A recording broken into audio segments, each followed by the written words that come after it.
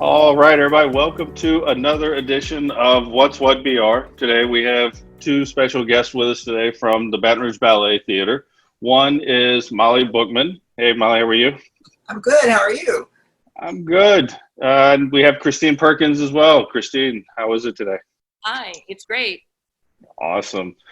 Well, you guys, for anybody who just missed it, we went too quick. Stay with us. We're Baton Rouge Ballet Theater, and we've got a bunch of updates, for you. We've got some events, believe it or not, that are out there still. We've got some history to cover, where things are, where things have been. So, just to dive in, Molly, can you give us, for anybody who does not know, Baton Rouge Ballet Theater, what is it? Where is it? Sure. That type.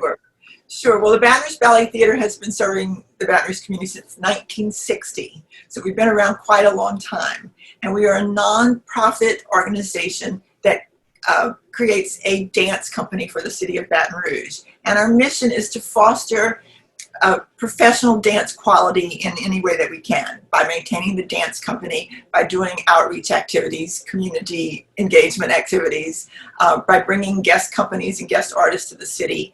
And we've been doing that for a long, long time.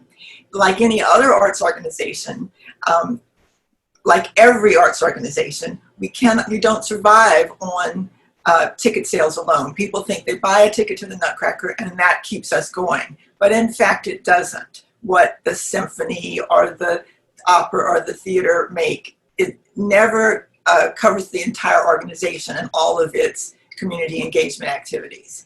So we are an organization that is run by a board of directors who are charged with raising funds for us to keep going and to keep us bringing dance not just to the people who can buy tickets, but to the entire community.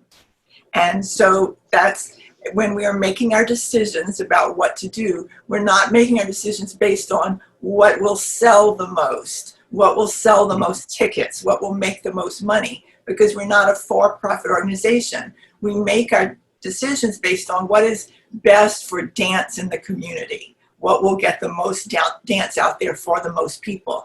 And so it makes your whole process different. Yeah, a different way of looking at it. So yeah, that's interesting. I bet a lot of people didn't realize, from the nonprofit, side of things does that make it, you said, during these times, obviously everybody's, financially, we're dealing with, COVID. It makes it harder. You guys probably have yet to have anyone on the show that had a pandemic plan, that had, this is what was going to happen. Everybody knows what happens, or they've got an idea, like the server goes down if we lose power, if this happens, or nobody expected for like a complete shutdown. And I'm assuming you guys had to shut down, in the early phases, correct? We did. The first thing we had to do was shut down and cancel our activities from last spring, which not only were performances and the Youth Ballet Summer Tour, which goes out for free to libraries and nursing homes and community centers all over several parishes, but we also had to cancel our major fundraising event, which was Dancing in the Mansion, which would have been at the end of March. So we lost not only the opportunity to perform, but we also lost the opportunity to raise some funds. So it has been a busy summer of taking care of those, trying to take care of those things, to reschedule things, to figure out how we can reschedule them, but also to manage to keep our dancers dancing, because you're not a dancer if you're not dancing. You cannot stay in shape unless you're dancing. So people like Christine and our other teachers were so valuable in we started doing Zoom classes. The ballet does not run a profit-making school, but we do have a school, the Dancers Workshop, that we work with. It is the home of the Baton Rouge Ballet. So they were able to create the Zoom classes, which we're still doing in some cases. Isn't that right, Christine? Yes, we have the live classes happening and the Zoom. So we have a Zoom at the front of the classroom, and we teach the students and whoever's able to join us by Zoom too. So it's you kind of have to multitask, and teach in a very different way. But it's good for those kids who don't feel comfortable yet coming back to the studio, or maybe can't for other reasons. So we're real happy to be able to accommodate everyone. And because part of our mission is not just putting dance on the stage, but it's giving opportunities to dancers and making sure that there is a place in Baton Rouge for the next generation of dancers to train and get professional opportunities. So the ballet spends a lot of time doing that, bringing in major ballet companies to have auditions for summer programs by belonging to Regional Dance America, which helps provide scholarships for all these dancers. So that's an important part of what we do. But when we could bring the dancers back, we had to bring them back in a very safe way. So everything is different at the studio than it was before. The parents have to walk their kids to the door. They can't come in. We ask the dancers to come dressed and go straight to class. They all wear masks. We have them standing in areas where they're always 6 feet apart. And one of the big things that's talked about in the dance community right now is we don't do, in a lot of cases, we don't do Grand Allegro, because that has dancers traveling through the airspace, where that's a big combinations at the end of class where you travel a lot. And it has dancers traveling through the airspace that other people have just traveled through. So there's the whole sort of thing, a whole number of things that go on. And we've been very busy learning about all of this, attending the Doctors for Dancers, right, Christine? The Doctors for Dancers, where they teach us all about mask wearing and how to have the safest classes.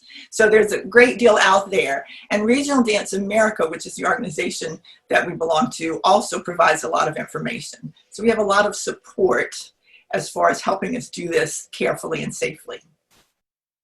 You lost me when you said that garage door word. Something about leaping. I don't know what. Okay, well, it's Grand Allegro. You know, I'm sure you know this, that ballet sort of originated in France. It started in Italy, but it sort of grew up in France. And so the names of the steps that we do are all French words. They're not Cajun French words. What? Not Cajun French. It doesn't sound Cajun like. French. Although I will say this, I believe it helps. A young ballet student in Louisiana has a head start, because you understand some of those words already, like grand and petite. And, there are lots of them. Anyway, the word I used was Grand Allegro, which means big, fast. So it's a big, fast combination. Sounds like a big allergy pill to me now that I'm hearing it. So I need to get educated a little bit more. I need Christine to teach me something here. We'll be happy to. That's what we do. That's what we do. Christine, how are classes, going over there? You've got, your back doors are open, obviously, which, parents aren't making it in. But you've got, the kids are coming in, separating out.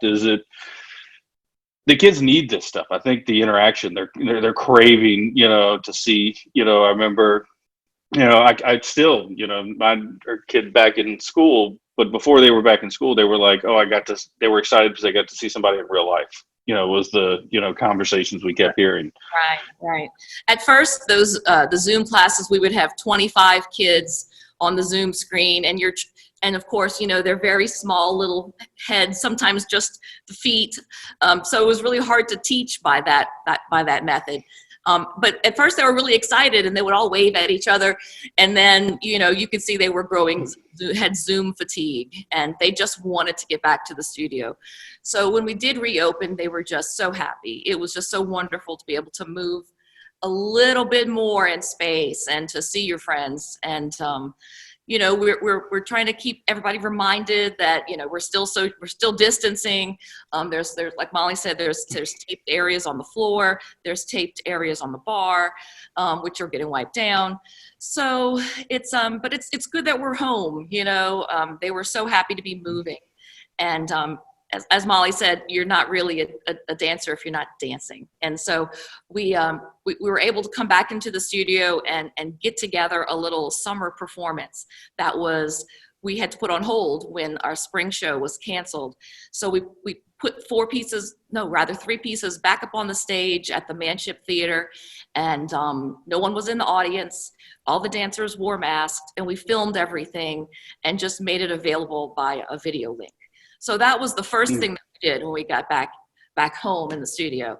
And so now we're working on our next virtual performance, and rehearsals have been underway. We actually go into the Manship Theater to film it much like we did over the summer with no audience. and just the cameras and all the dancers in their masks, which changes a little bit of what you see, but you know, dancers are good at making their faces work, at making their eyes work, and conveying emotion and all those little shades of degree through their bodies and through dance. So this, our upcoming show, is going to be called Midnight Magic. It's just in time for Halloween, and it'll be available for a month's worth of viewing through a link that's you can purchase and find on our website. It's all kind of the spooky type of dances with a couple of extra pieces thrown in there to kind of lighten the mood. I guess it's the day after midnight, and so you know, so it's going to be a beautiful show. We're excited that like you said, we're dancing again. Yes. But before we leave the Zoom thing, I just want to say that this whole Zoom culture that we have now with dance may be changing things forever, because we're finding that university auditions for professional companies, auditions for summer study, they like being able to audition people by Zoom. So it's cheaper for them, it's cheaper for the dancer, and so you know, it's staying on top of all of that. Also teaching the kids how to make videos so that they can submit for Zoom auditions. All of that's going to be very important as we move forward. It's funny you mentioned it. My daughter had to do a video tryout, you know, for her team. And so literally everything got moved out of my living room and it was turned into a production set. But what also came out of it, she was as well doing some of the Zoom, you know, classes. But what she found after she was kind of do some Zoom classes, that she made this video, and then she got to learn how to do the video, you know, as well. But then her and some of her friends started doing the Zoom, and this was interesting. They would do the Zoom and they'd kind of do the classes together, and then they would record them, and then they would go back together and watch them and critique each other, you know, while they were going through, and they could say, well, look, this is what you did. And it's like, you're kind of watching game film, you know, and you're doing this yourself. So Right. It's interesting to see. I think, you know, I'm a business owner, and so I have to be wired as, you know, an optimist on everything. You know, I believe the sun will come out, you know, again one day, but I think this is good that it's pushed a lot of these things. You know, it's no longer I've used Zoom a long time, but no longer will I ever drive downtown Baton Rouge for a 15-minute meeting. You know, it's just not going to happen anymore. Right. We'll do it on Zoom. Yeah, and it's enabled dancers to take classes from the Royal, you know, Danish Ballet or the Royal Ballet in London, and you can find classes from all over the world now.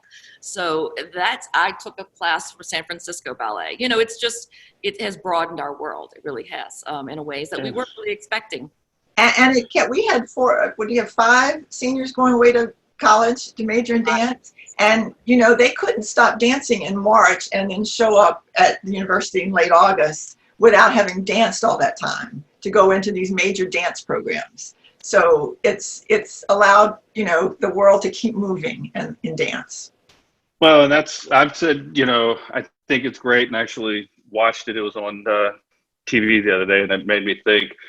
The movie Good Will Hunting, there's the scene where it's Robin Williams and Matt Damon. They're out on a park bench, and he's talking to him, and he's talking about, you know, how, you know, you could probably tell me everything about Michelangelo and the Sistine Chapel. You know, you think you know everything. He goes, but you really don't. You couldn't tell me what it smells like, you know, when you walk in, you know, to that theater. You still got to experience life in real, you know, get out there, you know, and we'll be out there, and we can't all live on Zoom forever, but it does make it easier to, like you said, pick up a lesson. It allows us to do what we're doing right here. Normally this would all be done sitting in a studio and having to coordinate and get everybody together. But I actually did, there's a number of shows, I don't remember which ones, that actually had COVID and double pneumonia at the same time and was doing the shows. There's a couple of guests that we ran through over the course of time that we just didn't tell anybody, but I just kind of powered through and did the show. So couldn't have done that.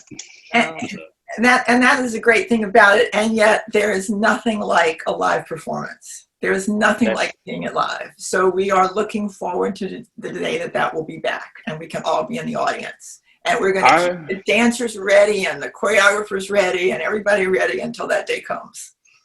I saw, and this may not be as much in the ballet, maybe for you guys. And I don't know if you've seen this. If you remember, Google had the glasses Mhm. that everybody, it's like, what is the practical use for this?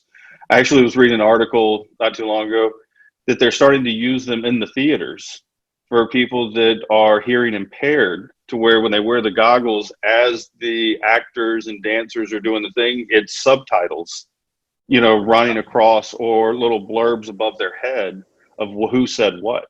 And so they're actually able to see and get the whole experience. And even though they can't necessarily hear and there's not someone to sign, they can read and, see the performance. I was like, Cool. that's an amazing way of technology. It is, yes. But like Christine said, even though you can't see our dancers' faces, their movement is saying all that needs to be said. They're saying it with movement. That's what dance is, a way to communicate with the whole body. So That's awesome. So tell me a little more. Midnight, magic. That's what's coming up here in, what, 10 days? Something like that? 2 weeks, somewhere? Right. Next Wednesday, October 21st, it will be available. Is that right? Did I get that right? Next Wednesday will be available. Days don't matter anymore. Until November 18th will be its viewing month. And so that's our first upcoming. And then after that, we're really, really excited about our virtual Nutcracker. This is the year where the big productions are off the stage. So our big lavish Nutcracker with all the sets and the symphony and all the people that go into making it, it just couldn't safely be done this year. So speaking of Zoom, we are doing our best to make it this.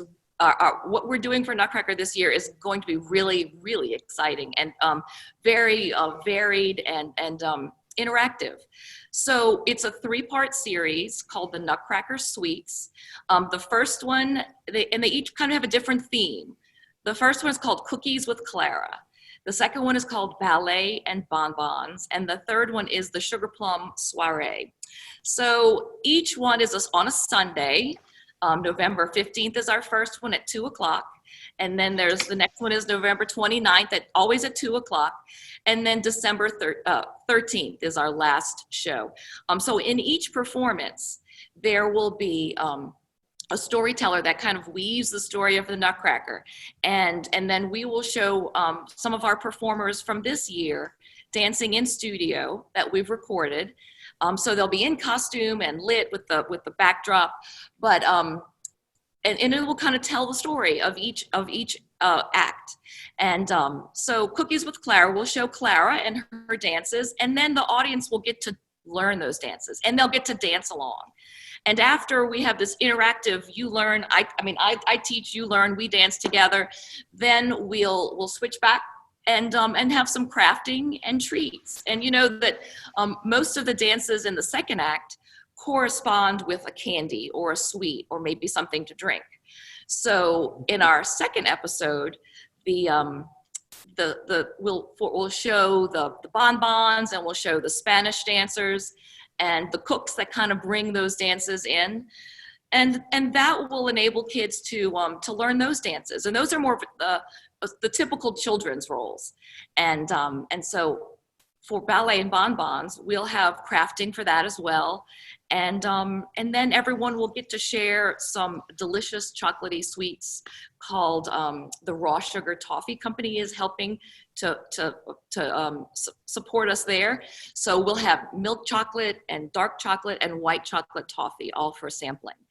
And the last episode is the big grand finale. We're going to have our Sugar Plum Fairy from last year join us from Colorado, and she'll teach everyone her dance, the dance of the Sugar Plum Fairy. And after that, we will all create this decorated point shoe together. So it's just a beautiful point shoe that we had.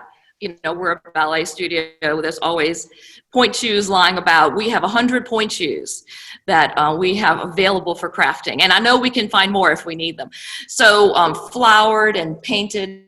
So all of these things, kids will be able to join in learning and dancing. And it's the actual choreography from the Nutcracker. And with each episode, they'll be able to watch clips from previous performances. So it'll be as real deal as possible. And I'm telling everyone, it'll really help your child in their auditions for next year. So so we want people to be ready for next year and really excited to see our big production when it's back on the stage. And can I just say, Christine has come up with most of this, but everyone has helped. We're a really creative group, and we're really grateful to Christine for doing this. And the name of it, I don't know how many of our listeners are aware, but there's something called the Nutcracker Suite, S-U-I-T-E. It's a particular set of pieces of music from the Nutcracker.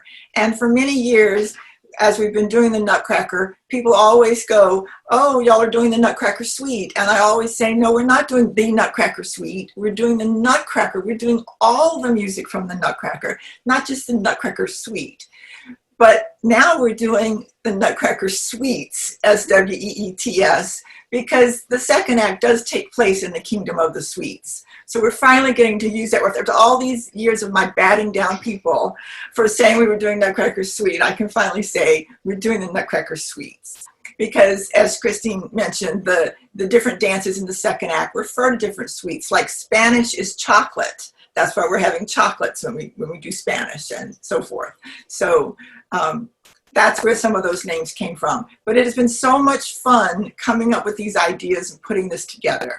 We think it's going to be a lot of fun for the area children, and even if you're not in the area. Right. If you're So not how in do the people- area, there's a special way if you're not in the area and would still like to participate. Christine. Yeah, we're calling our community engagement program Share Your Sweets. So if you live out of town, I spoke with a gentleman yesterday who's going to buy for his grandchildren in Greece. So they'll receive the links in Greece, and he'll donate those treat and craft packages to some deserving organizations here in Baton Rouge. We've paired with Big Buddy in the past, and Youth and Family Services and Life of a Single Mom. So we hope to get back together with them again and be able to provide some of the treat and craft packages for each of these episodes.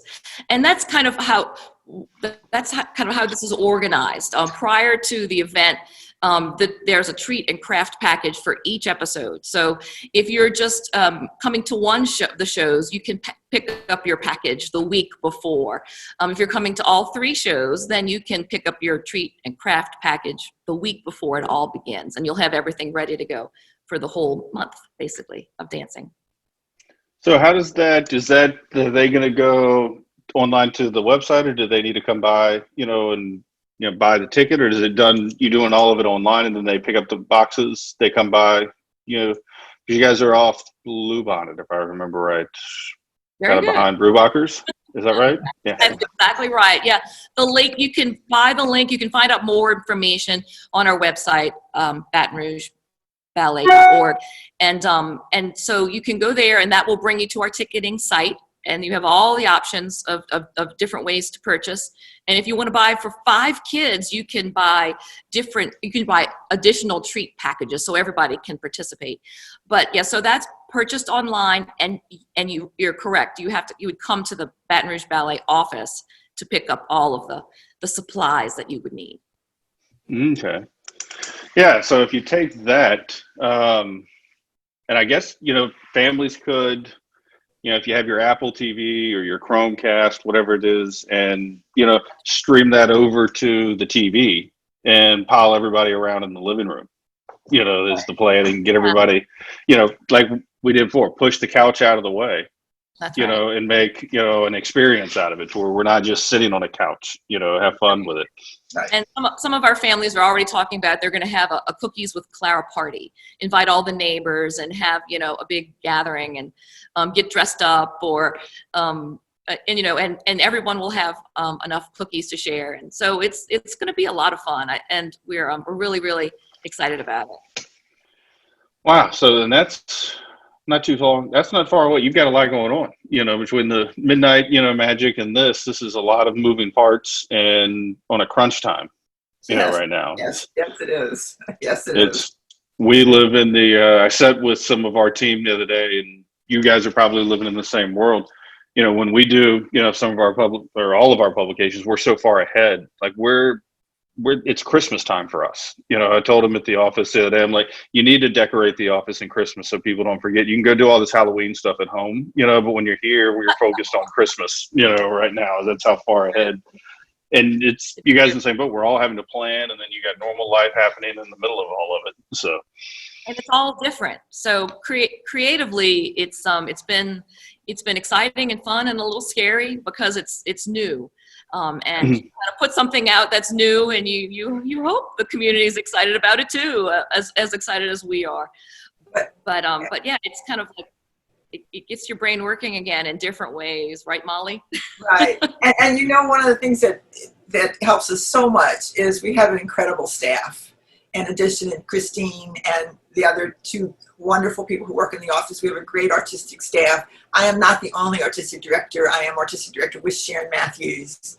And everyone is helping so much, including volunteers. The Banners Ballet Theater Guild is an organization of mostly mothers, but not altogether just mothers. Occasionally we have dads in there, and people who don't have children, but they do so much to volunteer for the organization. And especially when we're doing Nutcracker, it couldn't be done without them because we don't have the funds to hire the kind of staff that would be necessary backstage. So they are not busy having to figure out Nutcracker this year and commit to that. So they are eager to help with these things. So we are very lucky. This is a long-standing organization, and we have a lot of support that has grown up over the years. I talked. I can imagine the workload. My daughter was actually in the Nutcracker year before last. So Well, what was she? She was there's a picture, if I remember. Cherub. I Cherub. Oh, good. Does that sound right? Yes, it does. White wig, you know.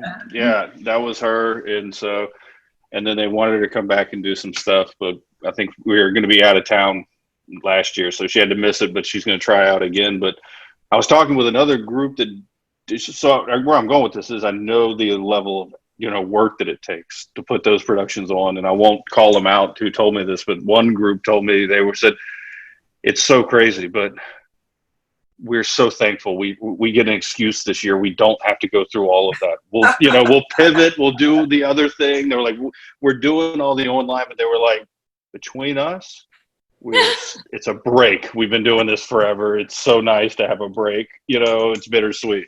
So when your daughter did it, was it in the theater or was it in the arena? In the theater. So yes, because her dance ended up going into the arena, but the actual, when we did the ballet, because I actually got to come, Christina, I think you had me in the champagne, you know, the little champagne toast. I think we did that there, and that was up a couple steps. So yeah, it was over there in the theater. So. Well, the reason I brought that up was because, you know, we hope that we will be back in the theater when we come back. Not doing it this year, we skip a year that would have been in the arena. So we're really looking forward to a triumphant return to the River Center Theater in December of 2021. Well, you could probably say that's a blessing, because everybody I've known that's done events in the theater and had to move them, you know, over into the arena has said, it's not just physically walking it's completely retooling the lighting, the stage, you know, it's like you're doing a production, you know, from scratch. So, well, financially, it's a huge thing because you have to bring in a stage and bring in lighting and rigging and sound and everything. So it's, we actually enjoyed being backstage in the arena because we had so much room, but that might not have been the audience's experience. So, and the financial commitment was huge. Really. Yeah. Actually kind of devastating. So maybe this is a blessing in disguise. So. It is. And I think, you know, everybody, you know, we'll get through this. And I think it's amazing just to see how everyone's innovative and pulled these things together, and then how people have been, you know, accepting to where that's, yes, we'll do classes, we'll do Zoom, we'll do these things. And so I think at the end of the day, it's not the worst place we could be, you know, but then again, I'm an optimist. So Well, that's what we said in the beginning. You know, other generations were asked to fight in a world war or live through a depression. We were asked for a few months to sit on our sofas and watch television. Now we can do this. We can do this. And yes, we're a creative group, but everyone's creative. Everyone's finding ways to deal with things. I remember absolutely vividly when it must have been just maybe a week into like the complete shutdown, just whenever, all of it was shut. I remember, poured a drink, going out on my back patio and just sitting there going, is this really happening? And I was like, I'm going to call my grandfather and ask him, if he's got any advice. And I was like, wait a minute. No one's lived through this. No one's like, there's nothing. We're just going to have to do this. I remember just sitting there that evening, just going, this is crazy. I can't believe it's happening. And then you just started seeing, it was you talked to, Zoom fatigue. I think I got webinar fatigue, within like 2 weeks. I couldn't handle any more webinars. But it's amazing to see how, if we would have said, in January, hey, do you think you should do classes on Zoom? It would have been like, yeah, no, they can come here. We're not really, technology is great, but no, we're not into that, but look, it's worked. So, and it could be something down the road. It might be that, you've got people that are traveling and families moving around and they might like, the company and want to stay there with you guys and they potentially have the opportunity. So, it sounds. We do have to say we're lucky that we're here. The people that my heart goes out to are the professional dancers, musicians, actors who they can come home and take class and do that sort of thing, but they don't have jobs, and we don't know when people are going to go back to the theater at that level. The ballet is used to not covering its costs with the performance. But on Broadway, you have to cover your costs with the ticket sales. So, my heart goes out to, and my best wishes go to those people who have built their lives around making a professional career, and who knows when they'll be able to get back to it, especially in places like Broadway. Yeah, I didn't think of that one. Well, I kind of always towards the end, tell everybody, it's this name of the show, What's What, BR, is it, what is it if we could get the message out? What is it you want people to know? I know we need to move some tickets for, the midnight, magic. We need to get, the Nutcracker sweeps, get out there, tell somebody. It doesn't, just because the original event isn't happening, don't skip it. This is an experience in itself here that you can say, I remember when we had to, do dance in the living room that year, Right. When I used to teach at Scotlandville High School, and for a while I taught a fine arts survey class where you were teaching people about the arts, and they certainly, everyone knew about what you could see on television, what you could see live in the theater, but what no one ever teaches you about is community arts organizations and how do they survive and what they need to survive. Some people learn that when they're young, but most people they don't learn that. They think, well, of course I bought a ticket, so that pays for this. They don't understand that everybody needs donors. Everybody needs corporate supporters. If you want your city to be a great city, it needs to have a great symphony, a great opera, a great ballet company. And those things are not going to happen unless people are willing to support them. In Europe, they happen because of public support. In Asia, they happen because of, governmental support. And in Asia, that happens. I have had friends who have worked in companies in Europe at leadership areas, and they couldn't do that in the United States because they say all you do in the United States is try to raise money, whereas that money comes sometimes from the government in other places. I'm not saying that it should. I'm saying that if we want it, then those of us who can, and not all of us can. I always say, I've worked all my life in the arts and in education. I can't support everybody, but some people can, and they need to know that community arts organizations to exist need individual support from individuals. If you want your city to have these things, it's not going to support itself like LSU football. And these dancers who commit their lives to it are not going to get out and make millions of dollars like in football. People are doing it for the love of the art. And if the community values that, we hope that they will support it. And that's support. It isn't, and I'll just say it. It's so you don't have to. You kind of hit it. It's not buy the ticket, go see the show, or buy, a season pass. It's making some donations. Maybe it's even if you can't do that, maybe it's helping with some time. That you can. There's different areas. It's people don't realize, and I've talked about this on another show. The nonprofit community, the amount of work that's done by these organizations, what you guys are doing, what everyone's doing, it has a huge effect inside of our community, and people don't see it. And they just think that it just happens a lot of times. And it doesn't take much. There's a huge city. If we could get more people involved and just say, hey, we just need more people to help a little, then we don't need a lot of people, or we don't need a small amount to help a lot. I think it would be it's education. It's letting people know like what we're doing here. Hopefully, if people are listening, go pick up, some extra, candy, packets, get some family together, watch the show, but then find out how you can get involved, find out how you can help.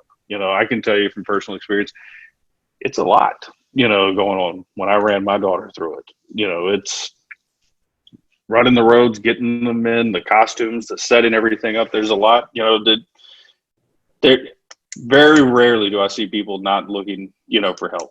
And so if you can help.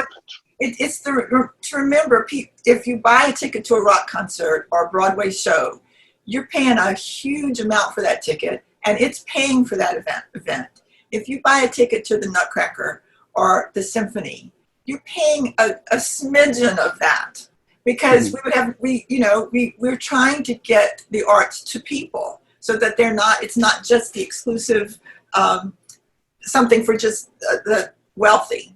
We're trying to get the arts out to everyone, and that you can't charge $200 a ticket like you can on Broadway or you can to a rock concert. We charge reasonable amounts, and we hope that the community will see the value and want to become donors.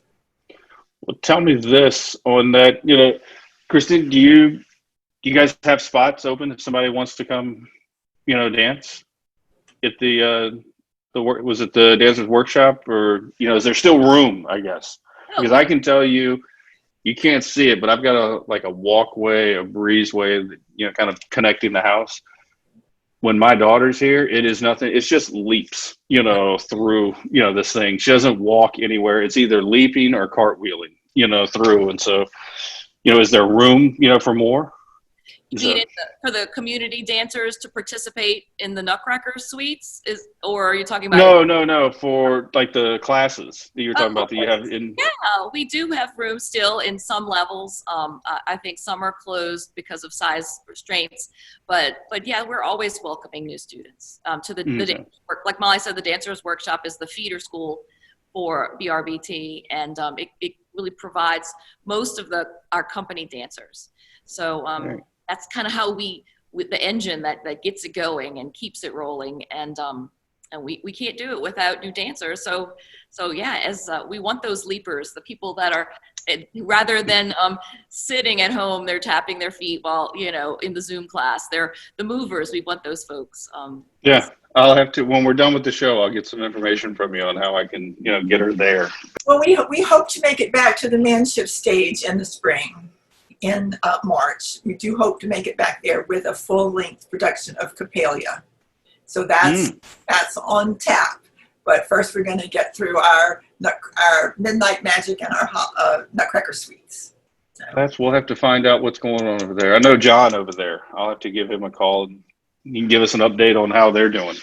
So I think that's. Well, we're all in the same boat right now, waiting for people to not just to be able to come back because of whatever phase we're in, but to feel safe coming back.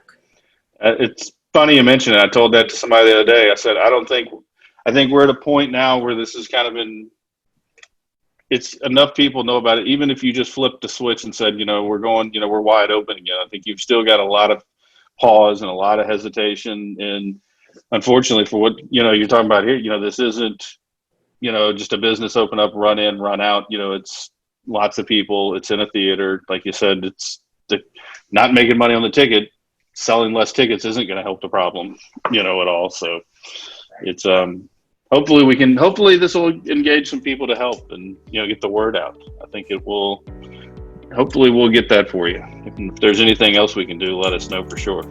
Thank you so much. That means so much. We really appreciate this time. Right. Absolutely. Thanks so much. All righty. Thank you guys.